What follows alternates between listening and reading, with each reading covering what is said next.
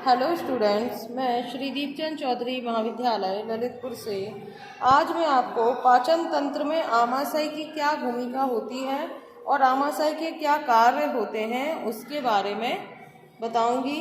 तो सबसे पहले जो ये आमाशय होता है वो पाचन क्रिया का एक प्रमुख अंग जो है वो होता है, क्योंकि ग्रास नली के बाद का जो भाग होता है वो क्या कहलाता है, वो कहलाता है आमाशय। ठीक है। इसके बाद जो स्टमक है उसका क्या रोल होता है हमारा डाइजेस्टिव सिस्टम में, तो ये इससे पहले इसकी साइज़ को जानना बहुत ज़रूरी होता है कि इसकी क्या साइज़ है और ये किस चीज़ से जो है बना होता है।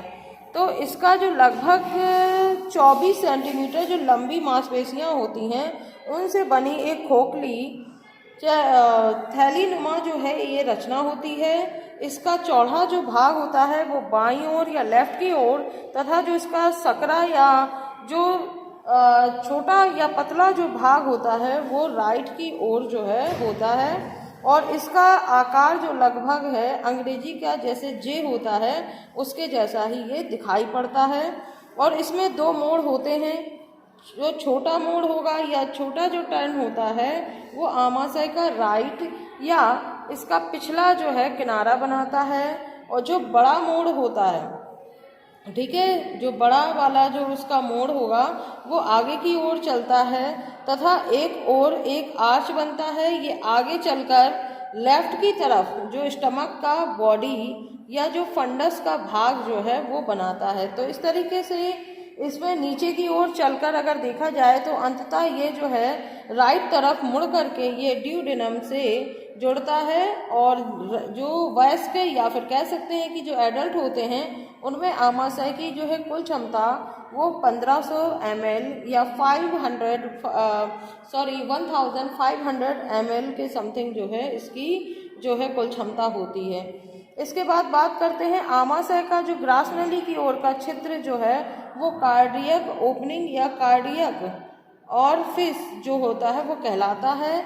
यहाँ ग्रास नली के जो गोलाकार तंतु कुछ जो है मोटे हो जाते हैं, थिक हो जाते हैं, और एक कमजोर स्फरेक्टर जो है पेशी का जो है वो निर्माण होता है। और ड्यूडेनम का जो निचला छिद्र जिसे पाइलोरिक ओपनिंग या पाइलेरिक ऑरिफिस कहलाता है, और यह जो है मजबूत पाइलोरिक स्फरेक्टर से जो है ये सुरक्षित रहता है। और ये इसका जो काम होता है वो होता है ये भोजन को ड्यूडेनम जो होती है उससे आमाशय में लौटने नहीं देता है, यानी ये वापस नहीं आने देता है। और इसके एक द्वार पर जो है पाइलोरिक ओपनिंग एक वाल्व जो है वो लगा हुआ रहता है, जिसमें जो है पाइलोरिक जिसे है वाल्व कहते हैं। और इसी रास्ते से जो है जो हमारा डाइजेस्ट किया हुआ जो मील है या फूड है वो पक्वाशय से होता हुआ छोटी आंत में जो है वो चला जाता है। और पाइलोरिक जो वाल्व के कारण जो छोटी आंत में कोई चीज़ आमाशय में जो है दोबारा से वापस नहीं जा पाती, परंतु ये वाल्व आमाशय से पक्वाशय और छोटी आंत में जाने से जो है रुकावट नहीं डालता है।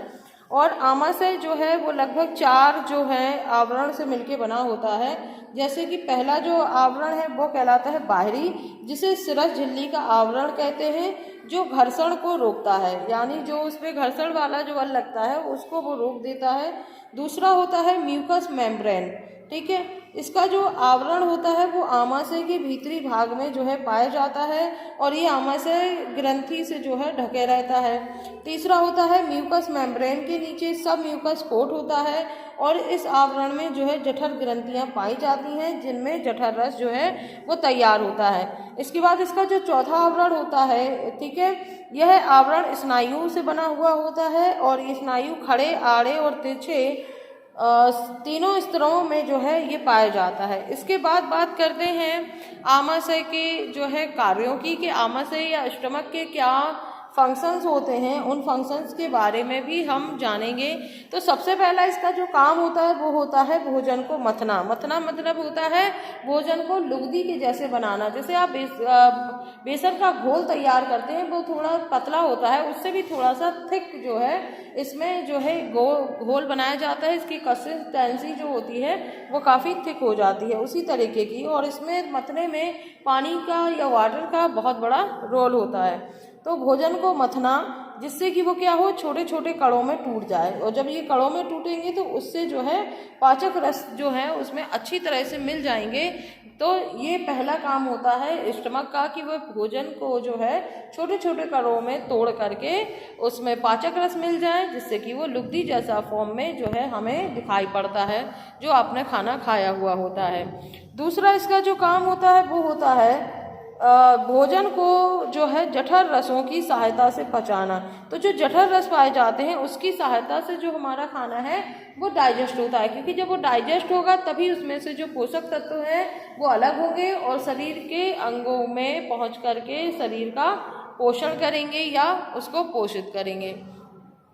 थर्ड है इसका पॉइंट, अंतस्थ जो पदार्थ होते हैं उनका जो है श्रावण करना, तो ये भी इसका एक काम होता है। चौथा होता है इसका काम जो विटामिन B12 या जो साइनोकोबालामिन होता है उसका शोषण करना, तो ये भी इसका एक आमाशय का महत्वपूर्ण कार्य हो जाता है, क्योंकि विटामिन B12 का जो है अवशोषण या इसका जो शोषण होगा वो आमाशय का भी एक महत्वपूर्ण कार्य के अंतर्गत आता है, और तभी ये जो है अपना पूरा फंक्शन कर सकता है।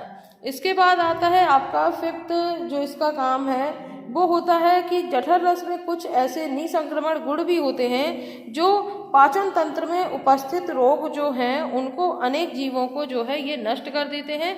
तो इस तरीके से आमाशय के ये कार्य हो जाते हैं। और नेक्स्ट में आपको हृदय की संरचना या उसके क्या क्या उसमें आंतरिक संरचना है, सारी चीज़ों के बारे में जो है डिटेल से बताऊंगी।